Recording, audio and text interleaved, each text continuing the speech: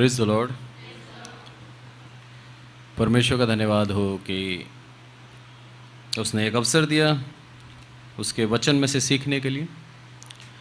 आइए आज का वचन हम देखेंगे राजाओं की किताब 2 अध्याय पहली कुछ आयतों से। पहली आयत पढ़ रहा हूँ मैं।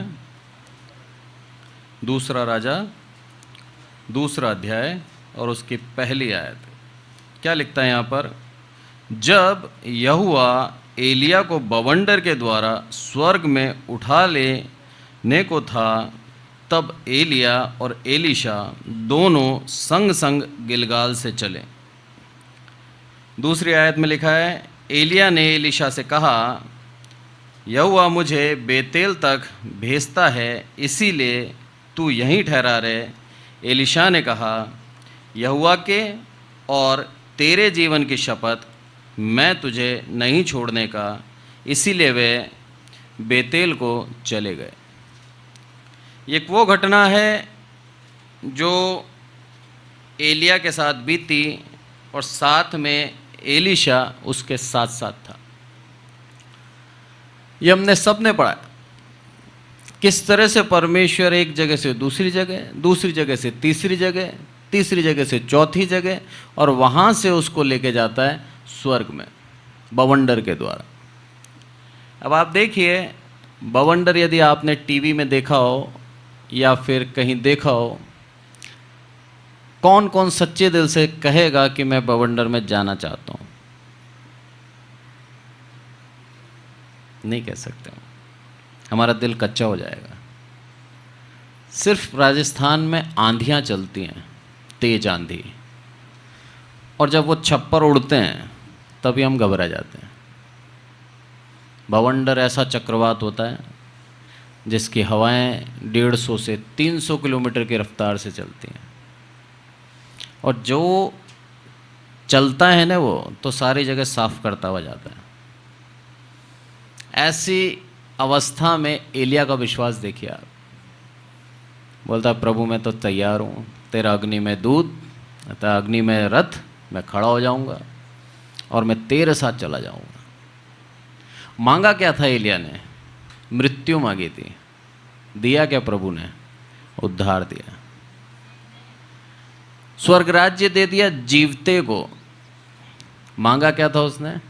कि प्रभु मैं नहीं हूँ अपने पुरखाओं की तरह, मैं इतना धर्मी नहीं हूँ, मैं इतना सह नहीं सकता, मुझे तो मृत्यु दे दे। वहाँ पर भी उसने प्रभु की बुराई नहीं करी। कभी नहीं बोला ऐसा कि प्रभु तूने मेरे जीवन में ऐसा क्यों किया। उसने बोला, मैं योग्य नहीं हूँ, तू योग्य है, तूने मुझे चुना है, पर मैं इस बर्डन को, इस बोझ को उठाने के योग्य नहीं हूँ, थक चुका हूँ मैं। आसान जिंदगी नहीं थी एलिया की। हम उसके चमत्कारों को देखते हैं, उसके आशीषों को देखते हैं, हम परमेश्वर कैसे उसके साथ साथ चलता था वो भी देखते हैं, और उससे खुद एनकरेज होते हैं। पर उस अवस्था को पाने के लिए एलिया ने क्या जीवन जिया, क्या आज वो जीवन हम जी सकते हैं? प्रश्न ये है। सब चाहते हैं ना एक प्रार्थना करें और काम हो जाए। पहले अध्याय के अंदर यही था। राजा से उसने बोला, जिस बीमारी पे तू पड़ा है बिस्तर पे, उसी पे पड़ा रह जाएगा, मर जाएगा। राजा को कह रहा है। राजा ने क्या बोला? पकड़ लाओ। 50 के 50 एक कहने पर मार दिया। दूसरी बार फिर मार दिया। तीसरी बार विनती करता है वो कि हे प्रभु नीचे उतरा। क्या परमेश्वर का आशीष और परमेश्वर की प्रेजेंस एलिया के साथ थी। जो कहता था एज इट इज हो जाता था। अपने मुंह को संभाल के बोलना पड़ता होगा उसको कि मैं कुछ ऐसा ना बोल दूं जिससे विपरीत हो जाए। इतना धर्मी व्यक्ति, इतना परमेश्वर के नज़दीक चलने वाला, इतना परमेश्वर को भाने वाला कि जहाँ भी जाता था, लिखा है यहोवा का दूत उसको आके कहता था और वो वैसे ही करता था। ऐसा व्यक्ति बोल रहा है कि हे प्रभु अब बस मुझे मृत्यु दे दे। अब परमेश्वर की दया देखिए, उसको बोला तेरे को स्वर्ग राज्य दूंगा। आज हम इसी विषय पे बात करेंगे। 4 जगह के विषय में लिखा है यहाँ पर, गिलगाल, बेतेल, यरीहो और यरदन नदी के पार। चारों ऐसे ही चुन ली या चारों के पीछे कोई कारण है? बाइबल के अंदर कुछ भी ऐसे ही नहीं होता, हर एक चीज के पीछे कोई वजह है। परमेश्वर यहां पर बताना चाह रहा है कि एक एक जगह के पीछे क्या वजह है। यदि गिलगाल के विषय में कहें हम, जहां पर वो था उस समय, उसके विषय में यदि कहें तो उसका स्पिरिचुअल मतलब बोलो, आत्मिक मतलब बोलो, प्रभु चाहता क्या था? सेपरेशन चाहता था। किस चीज से? अपने फ्लेश और अपने पास्ट से, अपनी देह और अपने अतीत से तू वहां से निकल जा। उसकी एक आयत देखते हैं हम गिलगाल के विषय में। अगर हम कहें तो आप निकालें होशे और उसका 9:15। यहाँ पर लिखा है, उनकी सारी बुराई गिलगाल में है, वहीं मैंने उनसे घृणा की। उनके बुरे कामों के कारण मैं उनको अपने घर से निकाल दूंगा, उनमें फिर प्रीति ना रखूंगा, क्योंकि उनके सब हाकिम बलवा करने वाले हैं। अब इसलिए नहीं हटाया तो उसको गिलगाल से कि परमेश्वर का वचन ये कह रहा है, पर वो तो आत्मिक था। पर यहाँ इसराइलियों के न्याय के विषय में कहा है। इसराइली जो परमेश्वर की निज प्रजा थी, जिसको परमेश्वर ने चुना और जिसको परमेश्वर ने अपना भाग कहा, उनके विषय में कह रहा है कि वो गिलगाल में कैसे थे। बोला वो अन्यायी थे, वो पूर्ण रूप से ऐसे हो चुके थे जो बलवा करते थे। उन लोगों के लिए कहता है कि मैं उनको वहां से निकाल दूंगा, हटा दूंगा उनको। आज हमारी आशीष हमारे हाथ में है। यदि हम परमेश्वर की इच्छा के अनुसार चलते हैं, हम आशीषों को पाएंगे। और यदि हम परमेश्वर की इच्छा के अनुसार नहीं चलते, बलवा करते हैं, विरोध करते हैं, परमेश्वर की दी गई आशीषों के लिए बुड़बुड़ाते हैं, मेरा प्रभु हमें वहां से हटा देगा, खत्म कर देगा। उस स्थान पे जो हमारी प्रभुता है वहां से पकड़ को हटा देगा। हटा दिया गिलगाल में से इसराइलियों को। कारण क्या था? उनका एक ही कारण था, बलवा करना। इसराइलियों के विषय में कई बार हम देखते हैं और उनके ऊपर दोष लगा देते हैं आसानी से कि ये बलवा करने वाले थे, बुड़बुड़ाने वाले थे, आशीषों का धन्यवाद करने वाले नहीं थे। पर क्या हम हमारे जीवन को जब जांचते हैं, हमारे जीवन में क्या उन आदतों को मैच करते हैं हम? कई बार हम बहुत प्रसन्न होकर धन्यवाद देते हैं और कई बार निराशा में आकर हम ये भी कह देते हैं, हे प्रभु ऐसा क्यों, मेरे ही जीवन में क्यों?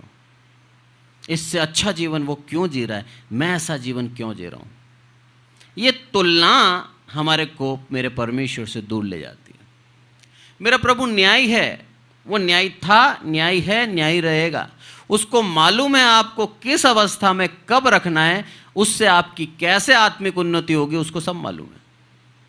पर हम उस आत्मिक उन्नति में जाना नहीं चाहते, हम उस तूफान में जाना नहीं चाहते, हम उस आशीष को तुरंत पाना चाहते हैं। यदि प्रभु यीशु मसीह के चेले उस तूफान से नहीं घबराए होते तो क्या प्रभु यीशु मसीह का वो उद्धार देख पाते? वो उद्धार आने से पहले तूफान आएगा, ये आप जान ले। जीवन के अंदर परेशानी आपको घेरेगी, तभी परमेश्वर अपना पराक्रम दिखाएगा। खड़ा होकर प्रभु क्या बोलता है? वहीं से आवाज देता है, हे आंधी थम जा, और थम गई। उस तूफान से उनको बचा लिया। वो हर एक जगह बताता है कि मैं उस तूफान में भी तुम्हारे साथ हूं, विश्वास करो। पर हम विश्वास के साथ साथ जो देखते हैं उस पे ज्यादा विश्वास कर लेते हैं। जिस परिस्थिति में जी रहे हैं, फिर हम सोचते हैं यहां से तो नहीं निकल पाएंगे।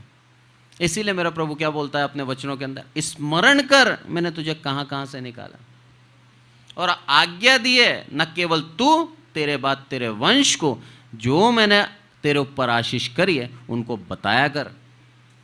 यह हमारा कर्तव्य है, ड्यूटी दी है उसने कि ना केवल हम आशीषित हो गए, पर हमें अपने बच्चों को बताना है कि तुम्हें भी आशीषित करेगा। यही कारण था गिलगाल से उसको निकाल कर बेतेल को भेजना। सेपरेशन चाहता था प्रभु कि उन चीजों से तू हट कर बेतेल, आशीष, जहां पर प्रभु की आत्मिक प्रेजेंस है वहां पर तू जा। बेतेल इसीलिए भेजा। यदि आपको याद हो तो याकूब बेतेल गया था, जाने के समय में भी यात्रा के, और जब वापस आता है तब उसे परमेश्वर ने बेतेल में ही आशीष दी। उत्पत्ति निकाले हम 35 और उसका 10वां आयत में पढ़ता हूं आप लोगों के लिए। वापस घर को लौट रहा है ये, और इस समय क्या बोलता है परमेश्वर? और परमेश्वर ने उससे कहा, अब तक तेरा नाम याकूब रहा है, पर आगे को तेरा नाम याकूब ना रहेगा, तू इस्राएल कहलाएगा। हाउस ऑफ गॉड, ये जगह है बेतेल, परमेश्वर का घर। वहां पर भेजा एलिया को, बोला तू वहां जा, मेरे पास आ। क्यों? तुझे आशीष देनी है। प्रभु चाहता है कि हम पुराने जीवन से निकल कर उसकी नजदीकी में आए ताकि हम आशीष पाएं। वो हमें आशीष देना चाहता है। उसकी दिली ख्वाहिश है हम सबको समृद्ध करना, हम सबको आनंदित करना, हम सबकी अगुवाई करना, उसकी दिल की इच्छा है। वो आशीष देना चाहता है हमें। और यहां पर जब मैं पढ़ता हूं तो क्या लिखा है कि जब तक तू याकूब कहला रहा था, अब आगे से याकूब नहीं कहलाएगा। अब क्या कहलाएगा तू? इस्राएल। एक बच्चे को, टीनेजर को यदि मैं बोलूं आज से तेरा नाम याकूब नहीं है, इस्राएल होगा, क्या बोलेगा? क्या फर्क पड़ता है, पैसा तो दिया नहीं तुमने, ना मेरे को बाइक दी, ना मेरे को मोबाइल दिलाया, नाम बदल के तुम कौन सी बड़ी बात कर रहे हो? सच्चाई है। आज मेरा बच्चा है जस्टिन, उसको मैं जस्टिन की जगह अगर मैं कुछ और नाम से बोलूं, उसको कुछ फर्क पड़ेगा क्या? नहीं पड़ेगा। ज्ञान नहीं है।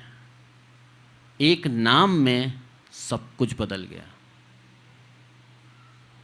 याकूब अकेला था, इस्राएल देश बन गया। क्या परमेश्वर की आशीष है। मल्टीप्लाई कर दूंगा तेरे को। न केवल तू 12 बच्चे लेके नहीं चलेगा, अब पूरा देश लेके चलेगा। यह है प्रभु की आशीष। बढ़ा दूंगा तेरे को कोई खत्म नहीं कर पाएगा।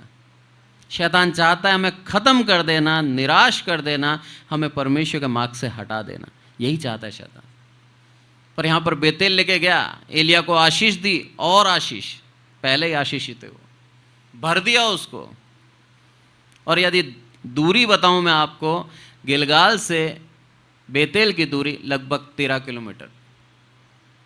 चल के जा रहे हैं, कैसे जा रहे हैं हमें नहीं मालूम, पर बोला है, मैं समझता हूं चल के ही गए होंगे।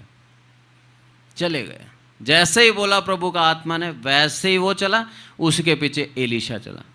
क्या विश्वास योग्य दास है। जहां मेरा स्वामी जाएगा वहां मैं हूं।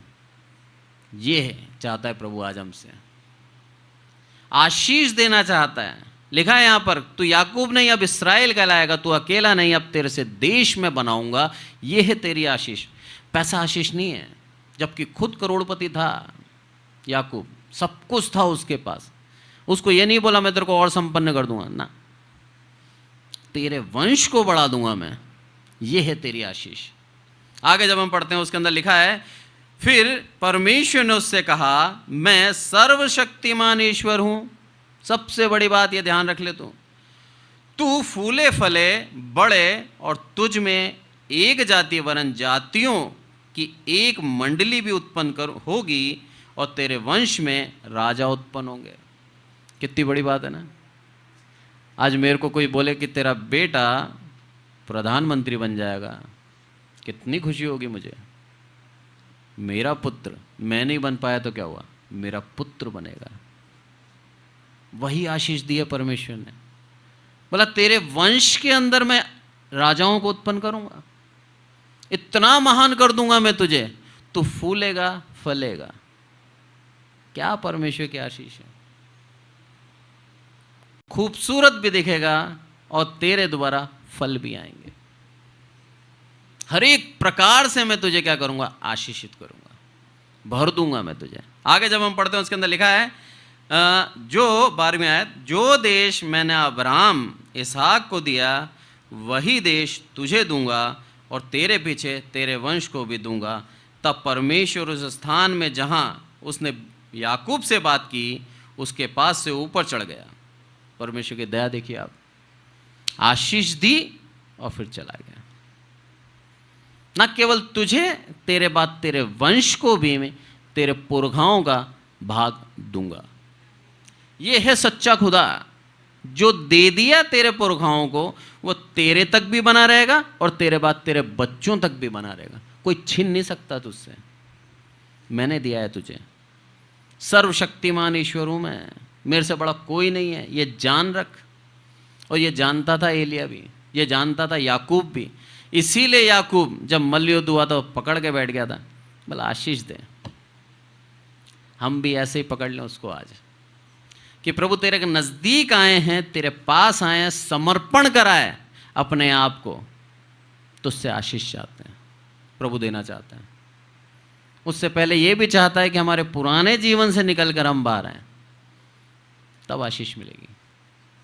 जब हम आगे देखते हैं, यरीहो गया वो, यरीहो के विषय में यदि मैं कहूँ आपको, तो वो एक ऐसी जगह है जहाँ फेथ यानी कि विश्वास को दर्शाती है। यहोशू की घटना से हम देख सकते हैं।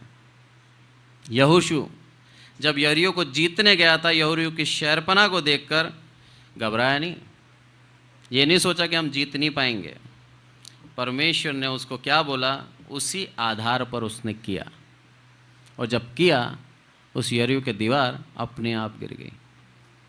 कितनी बड़ी विपत्ति हमारे सामने क्यों ना हो, कितना बड़ा संकट हमारे सामने क्यों ना हो, मेरे प्रभु की आज्ञा के अनुसार जब हम करेंगे वो खत्म हो जाएगा।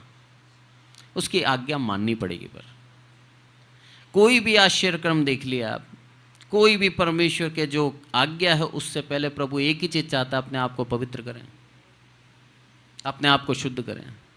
उसके बाद मैं तुम्हारे साथ वो करूँगा जो मैंने सोच रखा है तुम्हारे लिए। हर एक मनुष्य के लिए संदेश है ये, अपने आप को देखे कि आज हम कौन से पड़ाव पे हैं। क्या हम आज भी गिलगाल में हैं, या गिलगाल से आगे आकर हम बेतेल परमेश्वर के आशीष के साथ चल रहे हैं, या फिर हम यरीहो विश्वास में चल रहे हैं, तीसरे पड़ाव में हम है कहाँ। अपने आप को जांचें। ये तीसरा पड़ाव, यरीहो का पड़ाव। इसके अंदर जब हम देखते हैं तो इब्रानियों और उसका 11 और उसके 30 में लिखा है, विश्वास ही से शहरपना जब वह 7 दिन तक उसका चक्कर लगा चुके तो गिर पड़ी। यरीहो विश्वास को दर्शाता है। हमने देखा गिलगाल सेपरेशन, अब हमारे को अलग होना है उन बुराइयों से, वो दर्शाता है। और उसके बाद हमने देखा बेतेल, परमेश्वर की प्रेजेंस, गॉड का, परमेश्वर का भवन, वो कहलाता है। तीसरा हम यरीहो देख रहे हैं, जो कि विश्वास, धार्मिकता, इसको दर्शाता है। विश्वास ही से यरीहो की दीवार गिर गई। कुछ नहीं करा इन्होंने। आज कोई चक्कर लगाए, गिर सकता है क्या? नामुमकिन है। कितना घूम लो, ये तो पैदल घूम रहे थे, आज ट्रक लेके घूम लो तो भी नहीं होगा। क्या परमेश्वर की दया थी, जो बोला हो गया। क्यों? क्योंकि यरीहो के दीवार गिराने में जो बात बोली थी, यहोशू ने एक बार भी संदेह नहीं किया। यह है सबसे बड़ी बात। एक बार भी यहोशू ने यह नहीं बोला कि प्रभु सच में कहीं भाला वाला मारते हुए तो नहीं चलना। जब हम रोज एक चक्कर काटेंगे तब एक एक पत्थर तो नहीं निकालना दीवार से, डायनामाइट तो नहीं लगाना, कुछ हमारी तरफ से करना है क्या? तू अकेला गिरा सकता है क्या? कोई प्रश्न करे उसने? कुछ नहीं करा। यही चाहता है प्रभु आज हमसे, बिना बोले उसकी सुन लें। पर आज हम कई बार मंत्री बन जाते हैं। प्रभु ऐसा नहीं, ऐसा कर दे, ये आसान हो जाएगा। मुश्किल और आसान हम मनुष्यों के लिए है, उस सर्वशक्तिमान परमेश्वर के लिए नहीं है। उसके लिए सब पॉसिबल है, हमारे लिए शब्द है इम्पॉसिबल। हमारी सीमाएं हैं, वो असीम है। हम सोचते हैं करने से पहले, उसकी प्लानिंग के अनुसार वो करता है। हम विचार बनाते हैं, प्लानिंग, उसके प्लानिंग हो चुकी है। पूरी सृष्टि बना के उसके अंत तक उसने देख रखा है। हम तो बस किरदार निभा रहे हैं अपने अपने जो हमें दिए हैं। विश्वास योग्य बने रहें उस वाचा का जो उसने हमें दी है, वो जो प्रॉमिस उसने हमें किया है स्वर्ग राज्य देगा देगा। जांचना है आज हमें हम कौन से पड़ाव पे हैं। तीसरा पड़ाव विश्वास का था। जब आप आशीष पालोगे, जब पुराने जीवन को त्याग दोगे, तो आप उस जगह पहुंचोगे जहां पर आप विश्वास करोगे। हमें उस विश्वास के द्वारा मांगना है। यदि आज भी हम विश्वास भी कर रहे हैं और उस पड़ाव पे भी हैं, पहले वाले पे, पाप भी नहीं छोड़ रहे हैं, अपनी बुराइयां भी नहीं छोड़ रहे हैं, अपना मनुष्यत्व भी नहीं छोड़ रहे हैं, सांसारिक भी हैं, तो हमारा विश्वास अधूरा है। हम विश्वासनीय नहीं है, दिखावा है विश्वासी का। और ऐसे लोगों के लिए प्रभु यीशु मसीह साफ बोलता है, हे शास्त्री और फरीसी, उसके आगे एक प्यारा शब्द जोड़ता है, कपटी। क्योंकि तुमने सब कुछ पा लिया, अब भी मेरे से, मेरे पिता से तुम्हारा मन बहुत दूर है। पूरी व्यवस्था घोल के पी ली तुमने, उसके अनुसार चलने के बजाय तुमने उसके अंदर लूप फॉल ढूंढ रहे हो, कमियां ढूंढ रहे हो। कहां हम इसमें से बच सकते हैं, कैसे हम व्यवस्था का उल्लंघन कर सकते हैं और किसी को पता नहीं लगे। तुम इतने चालाक हो गए, वहां से तुम बच रहे हो। बोला तुम्हारा मन आज भी मेरे से बहुत दूर है। होंठों से तो मेरा नाम लेते हो, पर तुम्हारा दिल मेरे पास नहीं है। प्रभु चाहता है हम दिल से उसके पास आएं। जब आएंगे उसी विश्वास के साथ हम जो बोलेंगे प्रभु करने को तैयार है। प्रभु भेदभाव नहीं करता। प्रभु के लिए वो पहले वो बाद में, ऐसा नहीं है। प्रभु के लिए सब बराबर है। सबको स्वर्ग राज्य जाने का एक सुनहरा अवसर दिया है उसने, सबको। प्रभु यीशु मसीह के आने से पहले व्यवस्था का पालन करो और उसके आधार पर परमेश्वर आपका न्याय करेगा। पर आज प्रभु यीशु मसीह आ चुका है, 2000 साल हो गए। आज सबके लिए वो अवसर है। हर एक व्यक्ति, भले जाति का हो अन्य जाति का हो, वो स्वर्ग राज्य जा सकता है। उसका एक ही उपाय दिया है, विश्वास कर, नाश नहीं होगा। इसी विश्वास के विषय में बता रहा है कि उसने विश्वास किया और वो विश्वास के द्वारा वो काम हो गया जो अनहोना था। लास्ट में ये लोग यर्दन के पास जाते हैं। इस घटना को पढ़ना जरूरी है। दोबारा राजाओं में आते हैं, दूसरा राजा 7वीं आयत पढ़ता हूं मैं। और भविष्यवक्ताओं के चेलों में से 50 जन आकर उनके सामने दूर खड़े हुए, और वे दोनों यर्दन के किनारे खड़े हुए। तब एलिया ने अपनी चद्दर पकड़कर ऐंठी और जल पर मारा। तब वह इधर उधर 2 भाग हो गया और दोनों स्थल स्थल पार हो गए। यह है यर्दन। एक समय पहले भी था जब यर्दन 2 भाग हुई थी और पूरे इस्राएली निकले थे। प्रॉमिस लैंड प्रभु बता रहा है, यर्दन का पार जाना मतलब आपको जो प्रॉमिस किया है उस लैंड में पहुंचाएगा। यही कारण था यर्दन को भाग कर दिया और एलिया एलीशा दोनों चले गए। प्रॉमिस लैंड, मैंने जो वाचा करी है तुमसे वो तुझे दूंगा, मेरी आज्ञा के अनुसार चल। कितना धन्यवाद दें हम प्रभु का कि वो अपनी वाचाओं को, अपने प्रॉमिसों को नहीं भूलता। हमें ऑटोमेटिक धीरे धीरे एक एक स्टेप में लेके चलता है। हम हैं जो भूल जाते हैं। एग्रीमेंट किया था उसने अब्राहम के साथ। एग्रीमेंट कितनी बड़ी बात है ना। एक तरफ परमेश्वर, एक तरफ मनुष्य, दोनों के बीच में एक वाचा बांधी गई कि तू मुझे अपना परमेश्वर करके मानना, बाकी सब मैं करूंगा। हमारे को और कोई काम है क्या?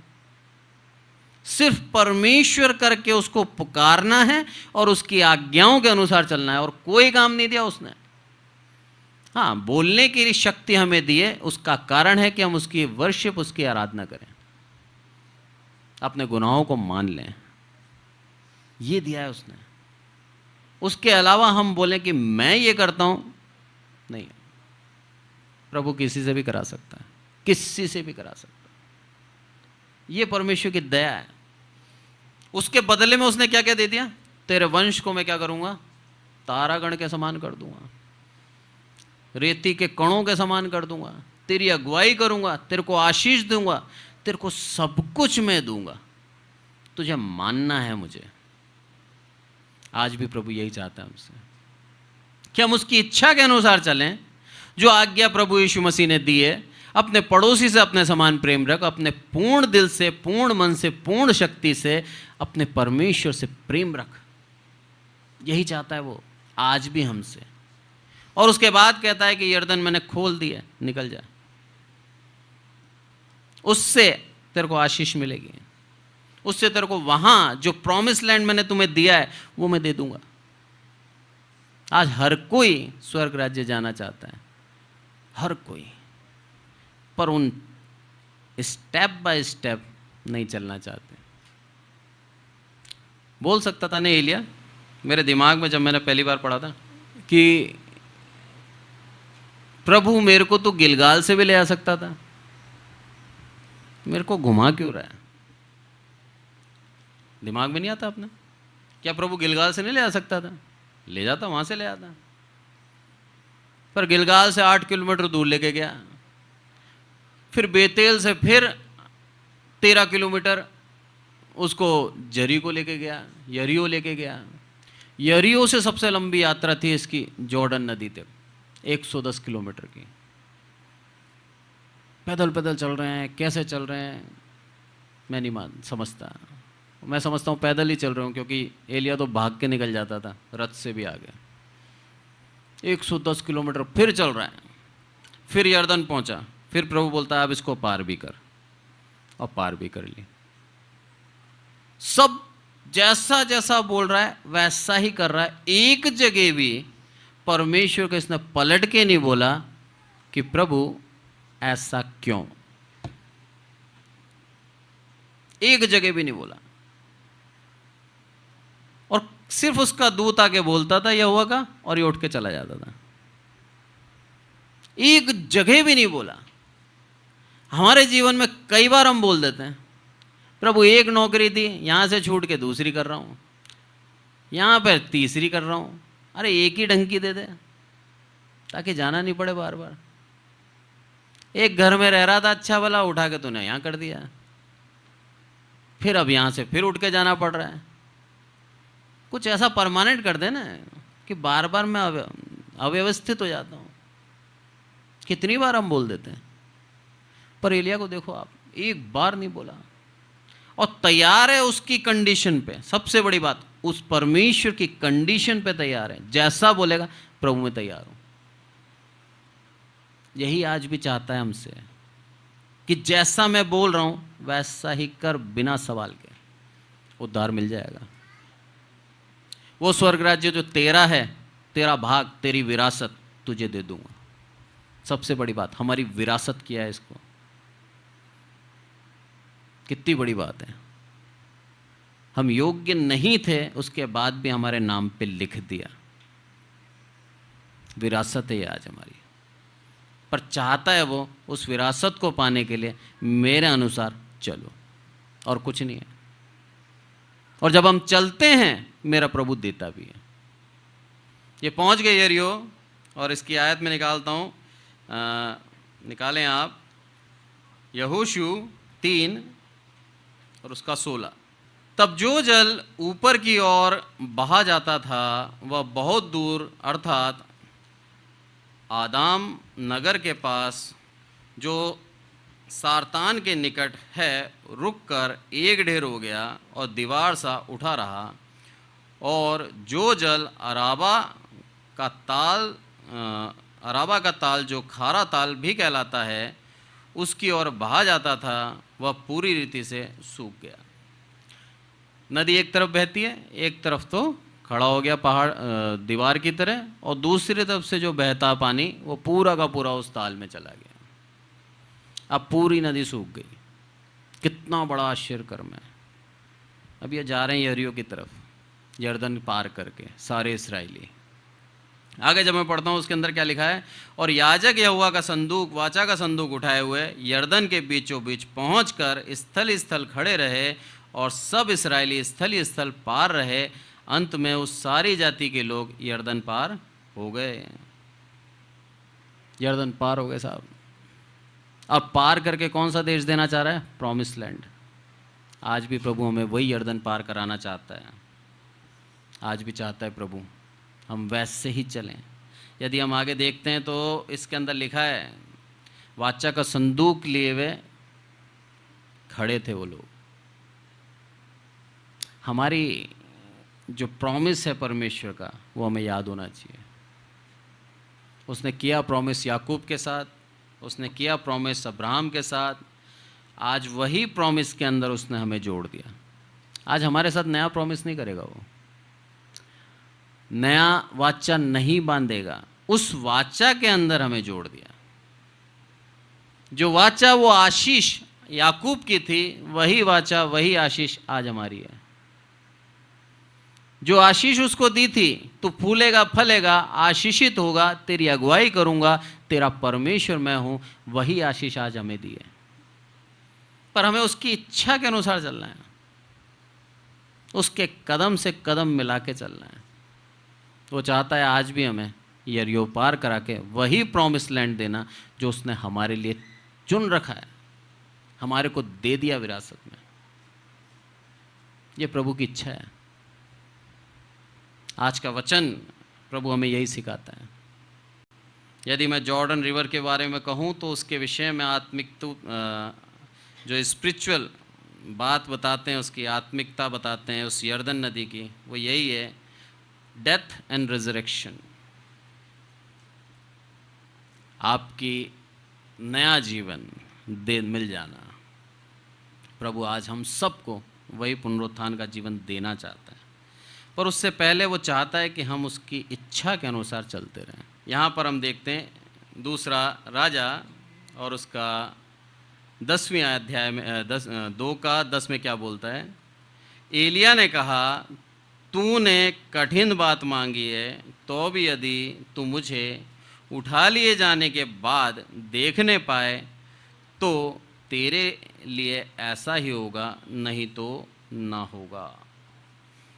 लास्ट समय आ गया है, चारों बातें हमने सीख ली। गिलगाल, बेतेल, यरीहो, यर्दन के पार, सब सीख लिया हमने।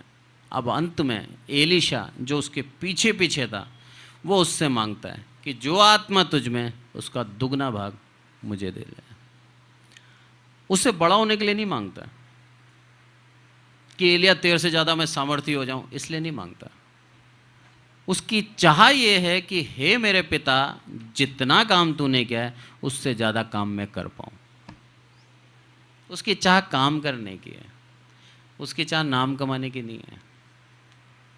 हमारी चाह क्या है, हमारी इच्छा क्या है मसीह के पीछे आने में, वो हमारी आशीषों को नियत करता है कि हमें आशीष मिलेगी या नहीं मिलेगी। अगर हम नाम कमाना चाह रहे हैं, आशीषें भूल जाओ। यदि हम परमेश्वर के पीछे इसलिए आ रहे हैं कि वो कर्तव्य है हमारा, प्रभु ने हमको दिया है, निश्चित रूप से आपके जीवन में आशीष आएगी। एलीशा कर्तव्य मानता था, पुराने जीवन में कभी नहीं गया लौट के, एक बार आ गया परमेश्वर के पास, फिर दोबारा नहीं लौटा। यहां पर भी एलीशा मांगता है एलिया से कि दुगना भाग तू मुझे दे दे। और दिल देखो एलिया का, बोला यदि तू मुझे उठता हुआ देखता है और देख पाता है तो तुझे मिल जाएगा। निस्वार्थ मन से एक गुरु ने अपने चेलों को अपने से बड़ा कर दिया। आज कर पा रहे हैं क्या हम? मैक्सिमम टाइम लेग पुलर्स मिलेंगे हमें, टांग खींचने वाले, आगे नहीं बढ़ने देते। क्लास के अंदर कोई बच्चा आगे बढ़ रहा है, दूसरा बच्चा उसको खींच देता है, गलत आदतों में डाल देगा, बढ़ने नहीं देते। ये दिखाता है एलिया के अंदर जो आत्मा था वो पूर्ण रूप से परमेश्वर का था। परमेश्वर ही है जो हमें अपने से अधिक बढ़ाने के लिए भी तैयार है। इसीलिए प्रभु यीशु मसीह जब जाता है तब क्या बोलता है, मेरे से भी अधिक बड़े बड़े तुम कार्य करोगे। और चेलों ने करे भी, ऐसा नहीं करा उन्होंने, चेलों ने करा। कारण क्या है? ऐसा नहीं कि हम प्रभु से बड़े हो जाते हैं वो कार्य करके, आत्मा वही है जो प्रभु में था। वही आत्मा उसने हमें दिया उदारता से। इसीलिए बोलता है मुझे मेरा जाना जरूरी है, क्योंकि जो सहायक मैं तुम्हारे लिए दूंगा उसके बिना तुम नहीं कर पाओगे। आज हम जो भी कर पाते हैं, जो भी बोल पाते हैं, चंगाई कर पा रहे हैं, प्रार्थनाओं को हमारा सुना जा रहा है, उसका कारण यही है, वचन कहता है कि तुम्हें प्रार्थना नहीं आती, आत्मा बिलक बिलक कर दोहाई देता है, फिर वो प्रार्थना होती है, और उस आत्मा की सुनकर मेरा परमेश्वर पूरा करता है। वही आत्मा मांग रहा है ये, और उसका दिल देखिए आप, मिल जाएगा तेरे को अगर तूने देख लिया तो। और हुआ भी। जब हम आगे पढ़ते हैं 12वीं आयत, क्या लिखा है कि उसे एलीशा देखता और पुकारता रहा, हाय मेरे पिता, हाय मेरे पिता, हाय इस्राएल के रथ और सवारों। जब वह उसको फिर देखना पड़ा तब उसने अपने वस्त्र फाड़े और फाड़ कर 2 भाग कर दिए। फिर उसने एलिया की चद्दर उठाई जो उस पर गिरी थी, और वह लौट गया और यरदन के तट पर खड़ा हुआ। तब उसने एलिया की वह चद्दर जो उस पर गिरी थी पकड़कर जल पर ऐसा मार के कहा, एलिया का परमेश्वर यहोवा कहाँ है? तब उसने जल पर मारा। जब उसने जल पर मारा तब वह इधर उधर 2 भाग हो गया और एलीशा पार हो गया। तुरंत बता दिया प्रभु ने, मैं कहाँ हूँ, तेरे साथ हूँ। आज भी प्रभु हमारे साथ है। आज भी प्रभु हमें वही आशीष देना चाहता है जो हमारे पुरखाओं को दी है, वही आशीष देना चाहता है। वैसे ही हमारे अगुवाई करना चाहता है, वैसे ही हमें स्वर्ग राज्य देना चाहता है। हमें प्रभु से करीब चलना है, उसकी आज्ञाओं का पालन करना है, और कुछ नहीं। 4 पड़ाव जीवन के, और चौथे पड़ाव में स्वर्ग राज्य है। हम कौन से पड़ाव पे हैं वो हम देखें। परमेश्वर इन वचनों के द्वारा हमें आशीषित करें। आइए प्रार्थना करें। हे हमारे प्रभु, हम सबको संभाल कर रखते हैं, इसलिए आपका धन्यवाद मेरे प्रभु। सारी आदर महिमा आपको देते हैं मेरे प्रभु। विशेष करके प्रार्थना करते हैं मेरे प्रभु इस भवन के लिए, इस कलीसिया के लिए। आपने मेरे प्रभु इसे हमें दिया है सिर्फ और सिर्फ आपकी आदर, आपके मान के लिए मेरे प्रभु। प्रार्थना करते हैं मेरे प्रभु यहाँ उपस्थित हर एक विश्वासी आशीषित हो, हर एक विश्वासी आपकी इच्छा के अनुसार जीवन चलाने वाला हो, हर एक के ऊपर आपका अनुग्रह अटलता से बना रहे मेरे प्रभु। सिर्फ आपकी दया, आपकी करुणा से हो सकता है, हमारे अंदर कोई योग्यता नहीं मेरे प्रभु। आदरमान आपको देते हैं मेरे प्रभु, हम घटें आप बढ़े मेरे प्रभु। प्रार्थना करते हैं मेरे प्रभु विशेष करके इस चर्च के बच्चों के लिए, यूथ के लिए। उनको आपने चुना है अपनी सेवकाई के लिए, अपने कामों के लिए मेरे प्रभु। उनको बहुतायत की आशीष देना, ऐसे ही इनको आगे बढ़ाते जाना मेरे प्रभु। और हमारी इच्छा है इनमें से आपके दास बन के उभरे मेरे प्रभु, और दुनिया के लिए एक अच्छा फल लाने वाले व्यक्ति बने। आदरमान आपको देते हैं मेरे प्रभु, हम घटें आप बढ़ें। प्रभु यीशु मसीह के नाम से मांगते हैं, आमीन।